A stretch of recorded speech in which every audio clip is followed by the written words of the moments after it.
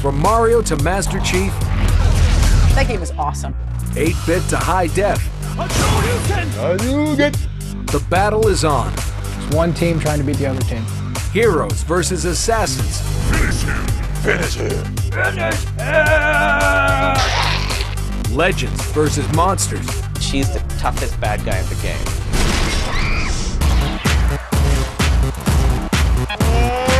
Boom shakalaka! We're counting down the top 100 video games of all time. Cool. Mario Brothers is basically like a quest on acid. Just last night, I was lost in the jungle with Pitfall Harry. I love shooters. Best game of all time's Mario Party. Skyrim is a way of life. Best game of all time. But that's a game we used to play a lot. Portal is the best game on the planet. I got really hooked on that game.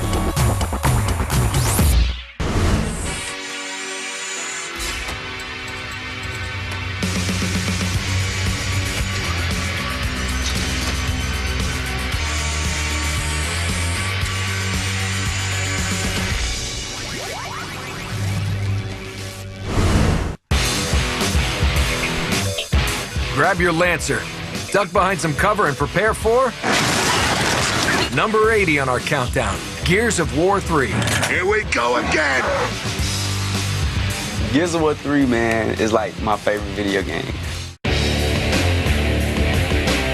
Released in 2011, Gears of War 3 brought fans bigger battles, better multiplayer action, and an explosive conclusion to the epic story of Marcus Phoenix and his ongoing battle against the vile Locust Horde. We really swooped in with an amazingly well-polished game that had the best of both worlds from the first and second game.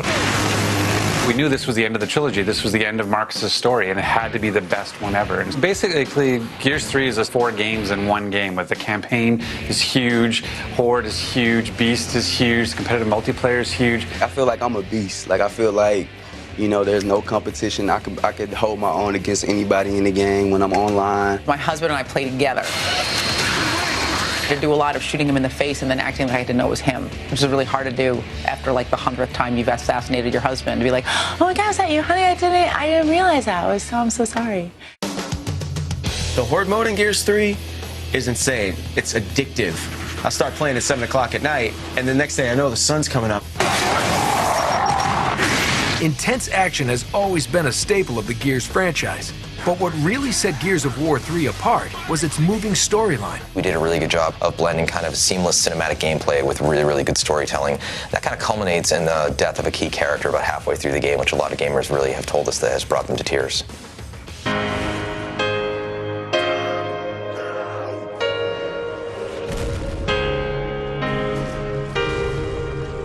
Dom's death. I sat in silence for 4 minutes. We paused it.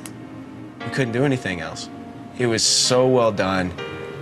The acting, the writing. I was literally crying. It's that good.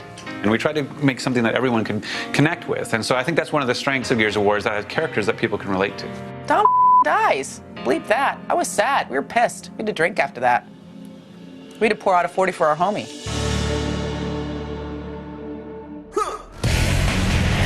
Gears of War 3 improved on 2 already incredible games to create a bullet-riddled masterpiece that we'll be playing for years to come.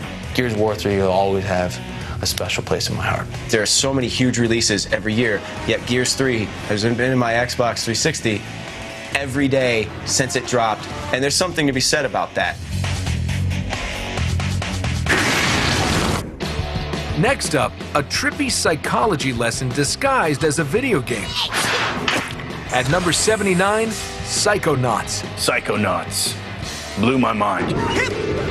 You are all psychic soldiers. The brainchild of devious game designer Tim Schafer, Psychonauts hit consoles in 2005. Part platform game, part mind-bending adventure, the game's plot concerned, well, let's have Jack explain. You're this kid. My name Starts with a D. is Rasputin. Who goes to this psychic camp for kids to develop their psychic powers. The adventure takes place in different people's minds and psyches, and you gotta like figure out their psychological damage to conquer the game. It's pretty groundbreaking and creative. This is so cool. I took a class on dreams, and people, when they have dreams, they take their lives' problems and turn them into these crazy, real, literal, like, monsters that you fight in your head. So we could do anything we want in that game. We could go anywhere. Area attack! There's a level in the game that's a meat circus. It's a circus, and it's meat. It doesn't actually make any sense, but it's amazing because it's that surreal nature of it. Psychonauts was critically lauded upon release and attracted a cultishly devoted fan base, even if the game was viewed as a commercial flop. It is one of the best games I ever played. It should have gotten more attention than it ever got. Obviously, it made your list, so there's something to be said here. Is this your list of top 100 games that were canceled? Because I don't know how many games on this list were canceled, but that game was canceled. And it came back from the dead, and it is still here on this list. We're still talking about it, so take that, universe.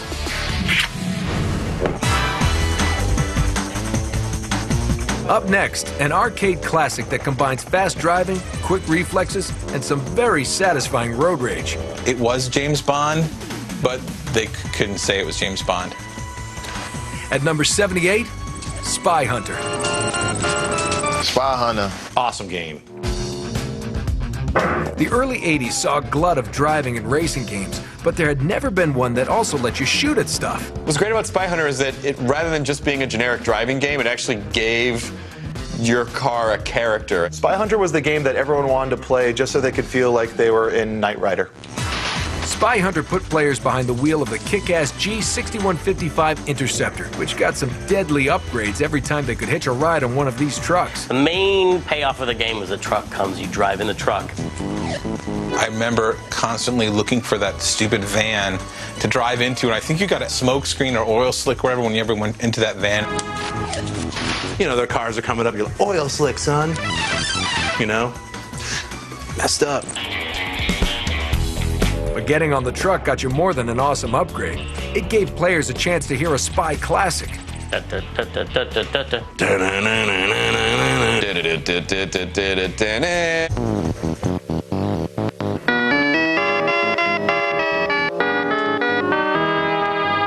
Cool music, slick weapons, and a great release for lots of pent-up road rage made Spy Hunter one of everyone's top games. Shooting the guys, Spy Hunter, I could play that all day.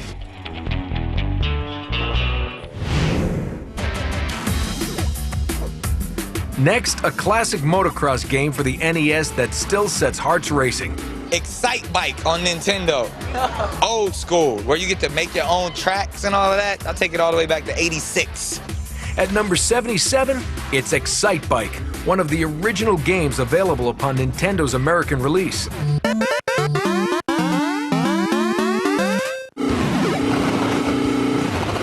That's it right there, Excite Bike. That's the original video game that beats all video games. Excite Bike was neat because it made me want to get into motocross. It inspired the average bow-legged biker like myself to say, hey, you know what? I'm going to jump our Ford Festiva. Simple in design, but extremely rewarding, Excite Bike offered a revolutionary feature, the ability to custom design your own tracks. I think a lot of people forget how far outside the box that was back then, to let you take control and kind of build your own level. If you wanted to really make a time trial track that you wanted all your friends to come over and try and you couldn't wait for them to get there, that's what Excite Bike did. I think for me what made this game so much fun was the sound design. If you play the motorcycle sound in Excite Bike, to anybody my age, they can immediately tell you what video game that came from.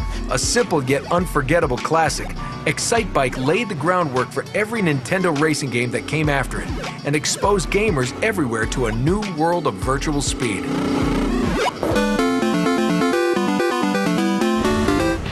Coming up next, the fight for the top spot continues. Oh, I totally play Just the Fight. And no one's playing nice. Oh my God, that knee punch. Will your favorite game live to see the next round? This is pretty much the freaking coolest thing you could ever imagine. But first, before Peter Gunn, what was the original song used in Spy Hunter? The answer after the break.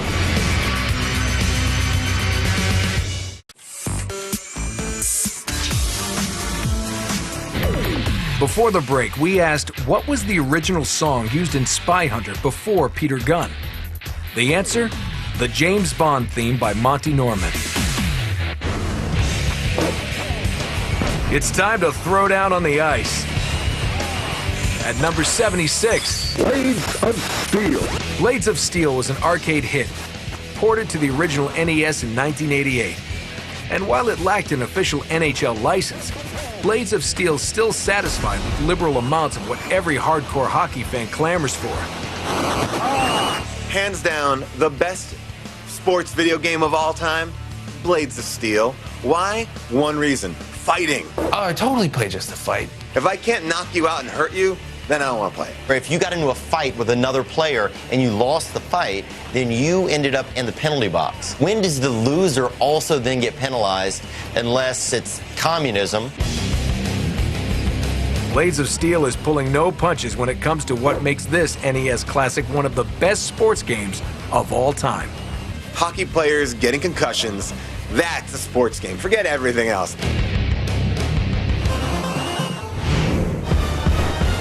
And now, a post-apocalyptic epic that nuked gamers' idea of what an RPG could be. At number 75, Fallout 3. That game is awesome. It also made me prepare like a really well-stocked Armageddon kit. Released in 2008, Fallout 3 dropped gamers into the middle of a post-nuclear Washington, D.C. and a fight for survival. You renegade and you find yourself out in the earth that has been destroyed by this nuclear disaster. And it's all about kind of interacting with the locals that live out there. Outsider, you have arrived. Please come closer. So you're like fighting people in the middle of the desert. You know, you're fighting these giant mutant brutes. I got into some weird cult where there's like a tree god who's like, please kill me. Wave bye-bye, Bob. You've got this whole world open to you. And you're like a kid in the candy store. You just want to run around and try everything at once. I killed the ant lady. And I wore her ant head for a while after I killed her. The open world of Fallout 3 was so enormous, it took players hundreds of hours to explore it all. Oh, I think at the end probably might have pushed, like, it might have been pushing towards 300 hours of Fallout 3 that I played. I set challenges for myself to collect every single outfit that there was in the Wasteland. So in my house, I had closets of different clothing, which why would I do that? That was the one game that almost like did me in. My girlfriend's like, go to sleep. It's like 3, I will. 3 in the morning, cuts it like 8 in the morning. I have to be at work at like 10. I'm like, still playing it. That's what I like the most about it. Really fun. Hours and hours and hours of fun. Fallout 3 mashed together RPG conventions, an enormous open world, and the frenetic gameplay of a shooter to create one of the best games of all time. It has literally excels in every single area, from the storytelling, from the depth, from the amount of characters and experience that you have. It's really the type of game that you spend days and days and days exploring. Fallout 3 is one of my all-time favorites.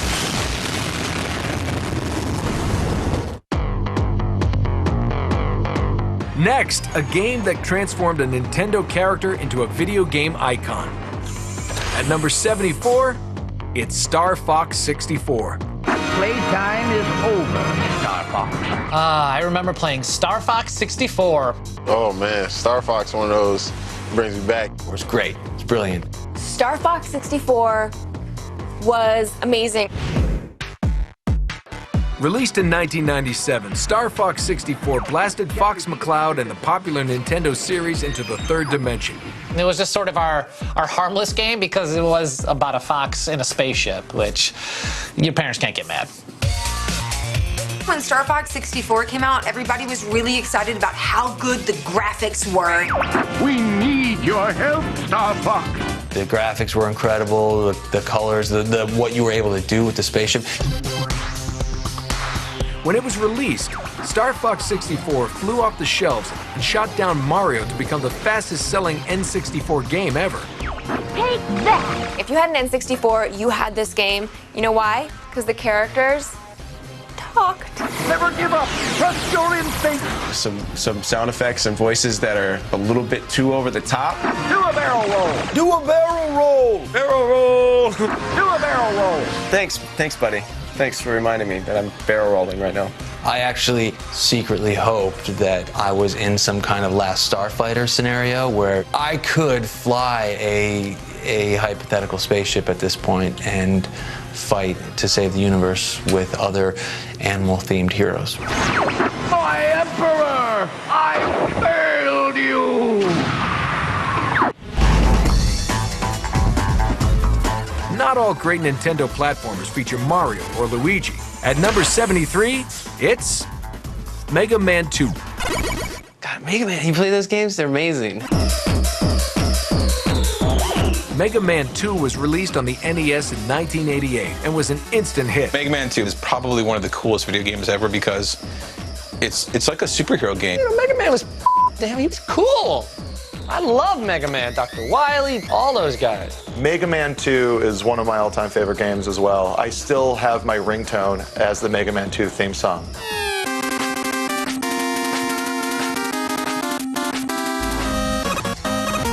I remember playing for hours and hours after school trying to become like a Mazo from Justice League, have every superpower.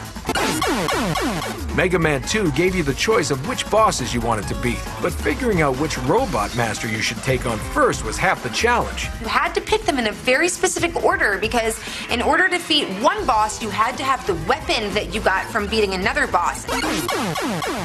So it was kind of this puzzle that you had to figure out once you played it enough or if you had Nintendo Power. Mega Man 2 challenged players like no platformer had before and inspired a generation of platformers that followed. The Mega Man 2 was incredibly hard. It came out when, we were kids and we had the time and patience to deal with that game. But I think today, I don't think kids could handle that game today. That is a challenge. That is a challenge to you at home, that you could not finish that game. Mega Man 2 is the only game that I love that I've never been able to get past 2 levels on. Coming up next, one of the most controversial games of all time. Finish him! Dun, dun, dun. Plus, we finish off the Death Star. You actually felt like you were piloting the ship. Before taking out the Templars. Double hidden blade assassination. But first, which of these games was originally conceived as a TV show by Steven Spielberg? The answer when the Top 100 Video Games return.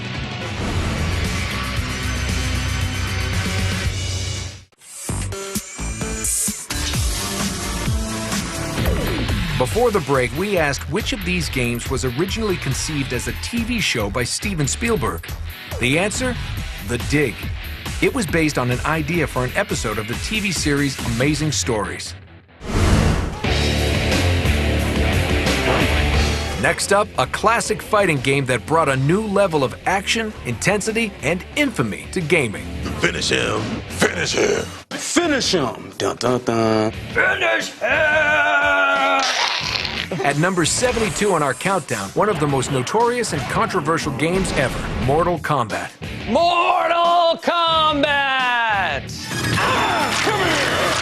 It was brutal.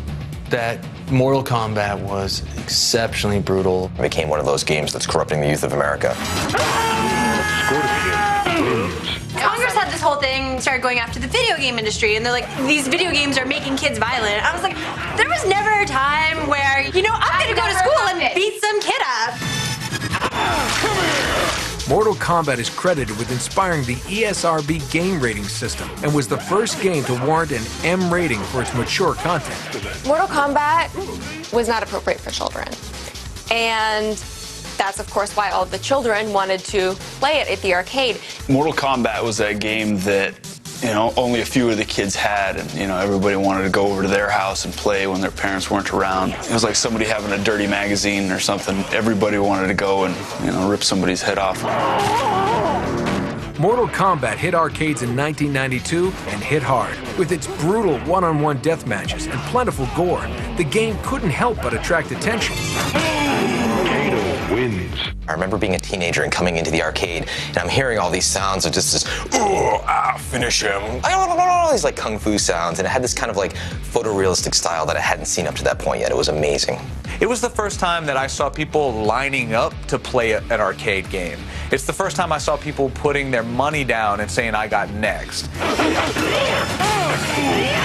In the wake of other fighting games, Mortal Kombat stunned with its over-the-top gameplay and brutal level of violence.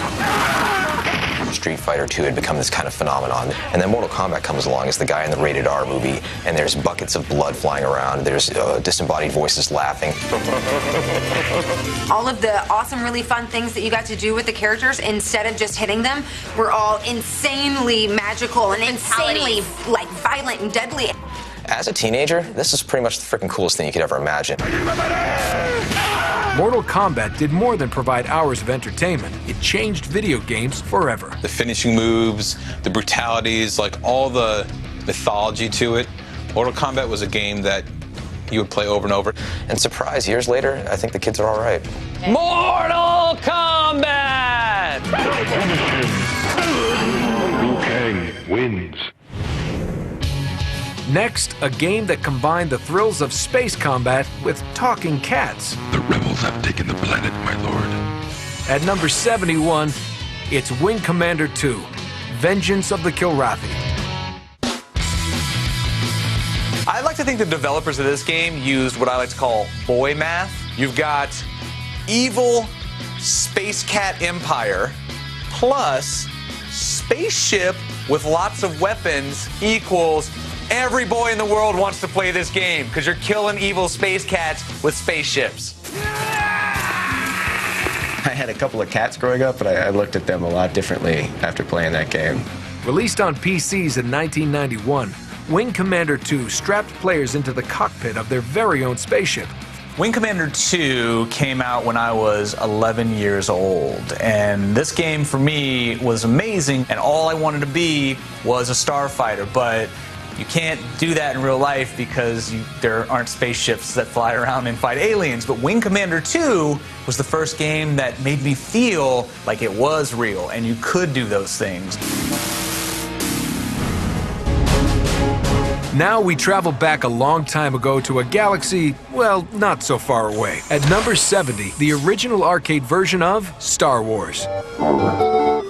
I think that first arcade version of Star Wars was like maybe the best Star Wars game ever made. The first Star Wars cabinets hit arcades in 1983, and fans of the franchise fell in love. They could sit in the cockpit of their own X-Wing and make a run at the Death Star just like in the movie. So what's cool about Star Wars for the arcade is you sat in this pod, so you actually felt like you were piloting the ship. And that was great when the TIE fighters shoot those big crunch berries at you and you got to shoot those. Then you get into the run on the Death Star. And then go into the Death Star and destroy the Death Star. That was just super fun. Luke, trust me. When you do blow up the Death Star, it flashes the brightest strobe light at you. Today would have 17 warnings on it. At that time, they're like, sure, go play that game. You gotta find out if you have epilepsy at some point. Star Wars vector graphics don't look like much compared to today's games, but in 1983, they blew people's minds. They had the smoothest moves. It looked really realistic compared to any of the other games. Whenever things go really bad for me and things have just broken down, I can almost hear Luke Skywalker say, I lost R2. Because that's the way I feel when things have gone really bad. I feel like I've lost R2. LucasArts' 1983 arcade classic was the ultimate dream come true for millions of Star Wars fanatics. Use the Force, Luke. I don't think licensed games got really any better than that after Star Wars.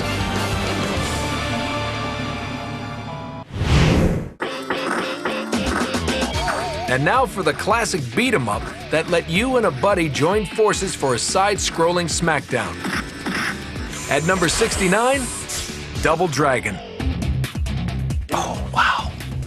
Double Dragon. Double Dragon, oh my God, that knee punch. Like when you grab a guy and you just boom.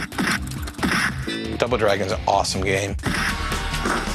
Released to arcades in 1987, Double Dragon was as straightforward as games come. You're the Double Dragon dudes, and you have to go and fight the Black Warrior gang and like the side-scrolling gang where you're beating them up so that you can save this chick, Marion. Double Dragon, it's like playing with two Patrick Swayzes from Roadhouse. It basically, that's the guy I want to be. Like, take somebody down by the river and like break their neck and like, you know. Double Dragon won over gamers with the then revolutionary opportunity for two-person co-op play. That was a great co-op game. I love that. Me and my brother can both get down on at the same time. If you both get to the end of the game together, you have to fight each other for Marion's love. And while Double Dragon strained the bonds of brotherly love, it also pushed the envelope of what games could achieve, inspiring generations of beat-em-up games to come. Double Dragon is fun. You just walk through, punching and kicking, man. Punching and kicking, looking rad with a mullet.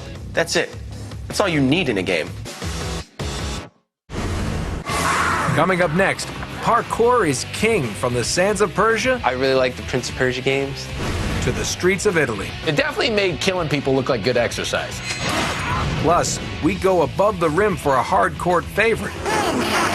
Boom shakalaka! But first, Prince of Persia: The Sands of Time is the second highest grossing video game movie adaptation ever. What's first?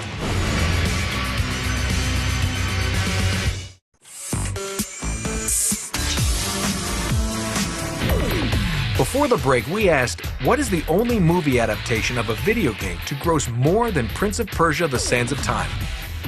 The answer? Lara Croft Tomb Raider, which made over $130 million. And now for a game that lets you defy the laws of physics as well as time and space. At number 68, it's Prince of Persia: The Sands of Time. I'm not gonna lie, I really like the Prince of Persia games. Released in 2003, Sands of Time was actually a reboot of the classic Prince of Persia series, created in the late 80s by gaming guru Jordan Mechner. I had the great good fortune to work with a fantastic team at Ubisoft Montreal to bring back Prince of Persia, which, in 2002, when we started making Sands of Time, was an old game. This game was all about sort of puzzle solving in 3D space, and you needed to climb up curtains and jump from ledge to ledge. Sands of Time updated Prince of Persia, adding 3D gameplay, sweet parkour moves, and of course, that handy dagger of time. If you make a mistake, you can actually rewind a little bit. Like if you fall, you don't make the jump, you can rewind a little bit. It's a great concept. You see that in a lot of games nowadays. That was the first one that I remember did that. It was a lot of fun. Prince of Persia: The Sands of Time turned back the clock on an aging franchise and was rewarded with several Game of the Year awards.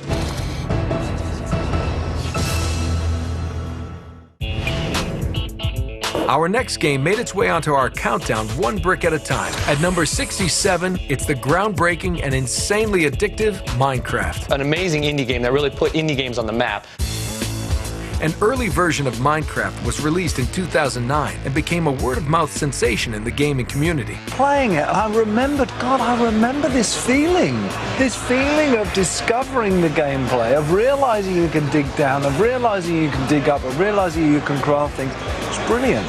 Minecraft on the PC is the game that you fall in love with the first night you play it. This crazy, weird, Lego block idea of a game got turned into a massive empire because the fans appreciated it so much. The gameplay is deceptively simple, but the possibilities are limitless. You explore a vast open world for resources that you then use to create buildings made of textured 3D cubes. The thing that I actually like the most about Minecraft isn't even really playing Minecraft, but going online and seeing all the crazy that these kids built.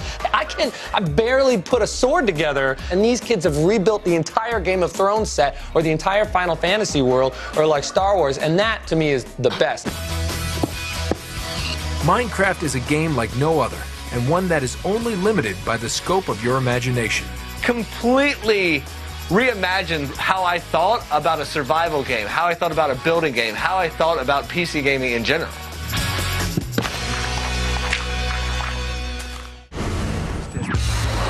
Now it's time to step into the Animus to take on the Templars. At number 66 is the highly acclaimed open-world stealth action game Assassin's Creed 2. What I loved about it is the attention to detail, and I also thought the storyline was really engaging. Assassin! Show yourself! Or are you afraid? Assassin's Creed 2, 100% sync. Every single side mission, every single weapon. If I don't finish everything on the disc, I'm not a whole person.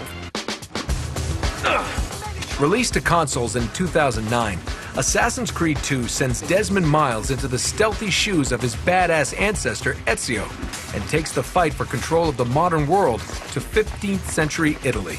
This is one of, if not the most faithful recreation of any city in any video game ever. You play through this game and you feel like you've actually visited Italy. You would run across the rooftops and then run over and chat with Leonardo da Vinci. Sure. Now tell me, how may I be of service? Da Vinci was your guy who created all these crazy gadgets for you to help you complete your missions. Like he taught you how to fly. Shut the flying demon! The truth puzzles in the game, right? So incredibly hard. Anybody that tells you that they solved all of the truth puzzles, either A, look them up on the internet, which is probably what you guys did, or B, they're the smartest person in the world. But Assassin's Creed 2 isn't all puzzles and history lessons. The game is packed with sweet stealth moves and insanely killer action. You always had that same sick-ass weapon that would, like, a blade would pop up and just, like, stab some dude in the jugular. My favorite part of the game was going to all the vantage points and going way up to the top, and then you would flip down into those awesome barrels of hay. You'd be, like, jumping over rooftops and doing flips, and it was dope, dude. It definitely made killing people look like good exercise. Assassin's Creed 2 was met with heaps of critical praise and has sent almost 10 million gamers back to Renaissance Italy. I just want to stay in Renaissance Italy and be, sword fighting and learning all those cool parkour moves, finding the pieces to put the picture together. That's a great, great title.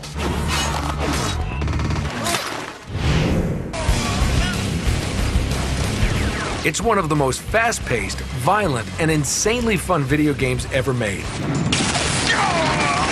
At number 65, Unreal Tournament.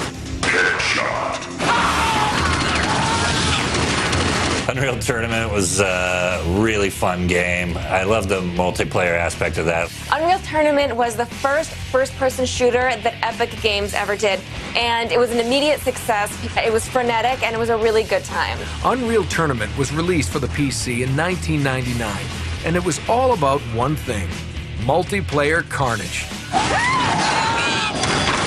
You run around and kill people. That's the storyline.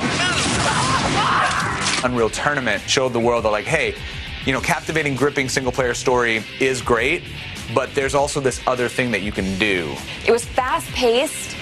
You died a lot, but you also killed a lot, and it had a lot of fun, sort of futuristic weapons.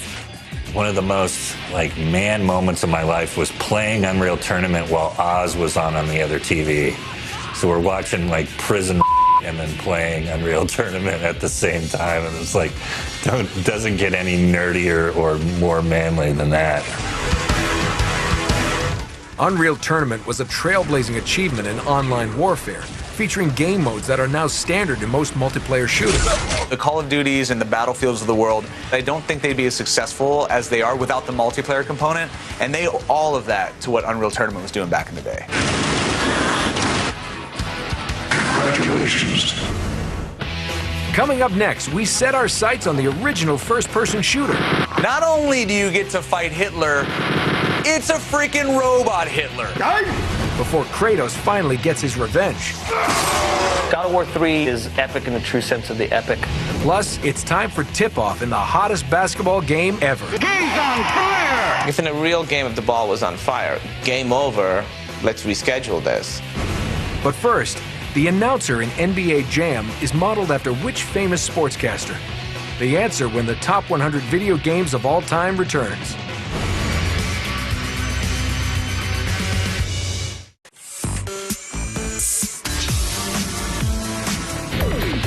Before the break, we asked which famous sportscaster is the announcer from NBA Jam modeled after. The answer? Marv Albert, who actually narrated the 1996 version of the game, NBA Jam Extreme. Next up, the game that set players on fire, one dunk at a time. You do flips, you do alley-oops, you do all of it. It's amazing. At number 64, NBA Jam. NBA Jam, dude. This is the best game ever. It was a basketball, but it was nothing but slam dunks and three-pointers. It was like if Red Bull invented basketball. It was awesome. I'm not a big sports guy. I've always been more into video games, but NBA Jam was one of those games that really kind of captured my heart and my imagination. Hitting arcades in 1993 and virtually every other gaming platform after that, NBA Jam became the most recognizable basketball game ever. And some of my friends would be like, man, NBA Jam is like not real basketball. But it's like, that's the whole point. It's like 2-on-2 and you just like super dunking on the person. You know, NBA Jam was like one of my favorite games. Had all the best players. Had Shaq when he was young, breaking backboards like this. It wasn't even really about basketball. It was like this 2-on-2 kind of kung fu fest involving flaming basketballs. To dunk from like half court, which I can never even dunk a basketball, so to see players actually dunk from half court who are actually on fire as well, I was a little concerned for their safety, but they were fine.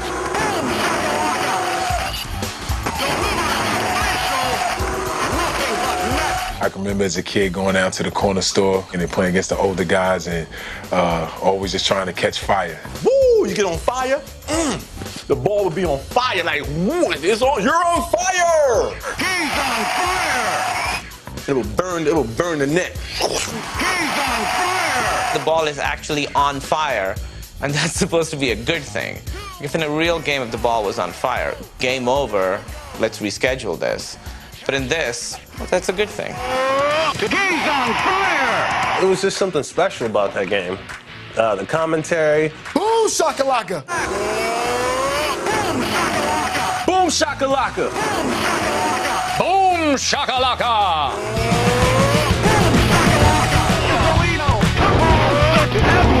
From big head mode to boom shakalaka, NBA Jam gifted gamers with plenty of kick-ass memories. I mean, for sakes, you could play as a slam dunking cheerleader in that game. If that doesn't appeal to a huge demographic, I don't know what does.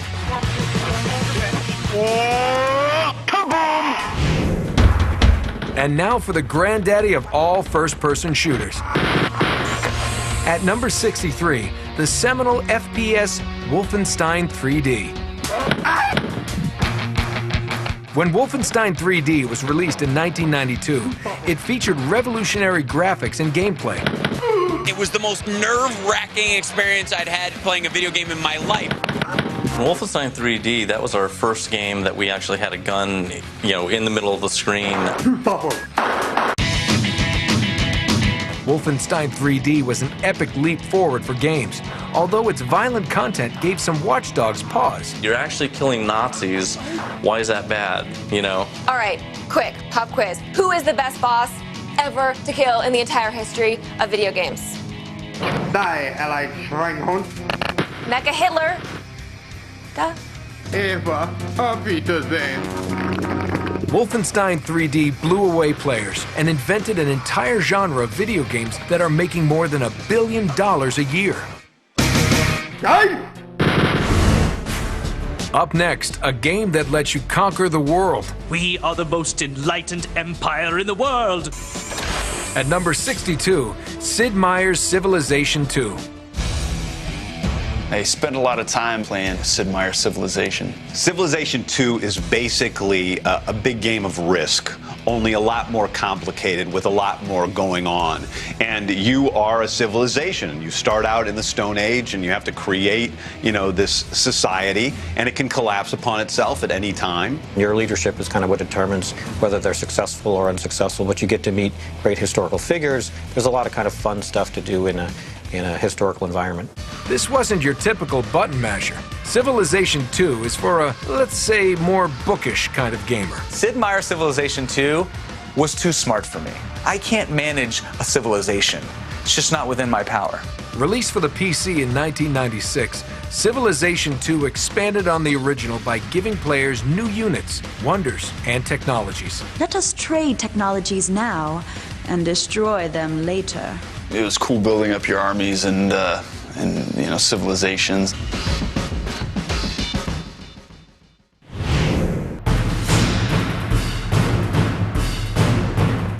Up next, a game that managed to make Greek mythology fun. At number 61, it's God of War 3.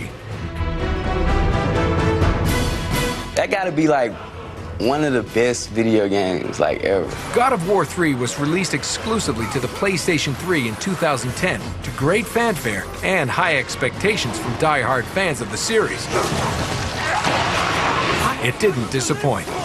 God of War 3 is epic in the true sense of the epic. When I first started the game, it's like you're climbing up this large, like, Mother Earth, and like Zeus is all the way at the top, and it's just like crazy. The God of War games are about this guy, Kratos, who was tricked into killing his family by Zeus, so now he has promised he's gonna go kill all of the gods. Kratos is an angry young man. Zeus! Your son has returned. He's got a lot of issues to work through. Kratos must be a real bummer at parties. Like, he's the douchebag in the corner doing Jaeger bombs, you know? God of War 3 pushed the PS3 to its limits with huge boss battles, swarms of enemies, and incredible graphics. The graphics was on point. I loved the fight and the combat in it. It's flingledy dingles. And when I first started playing God of War, it was just like really one of those video games like, is this really happening during this game? 2 thumbs up for God of War, 3 thumbs up for God of War 3.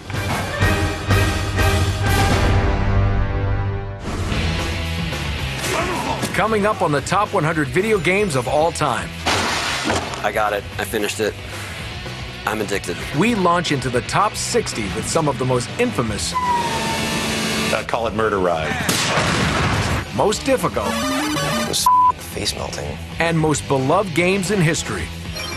People are so dedicated to that we get emails about the game still. Plus, Bo may know Tecmo. Tecmo is my favorite game. But does he know the code? Up, up, down, down, left, right, BA, select, start, 2-player. Find out when the top 100 video games of all time continues.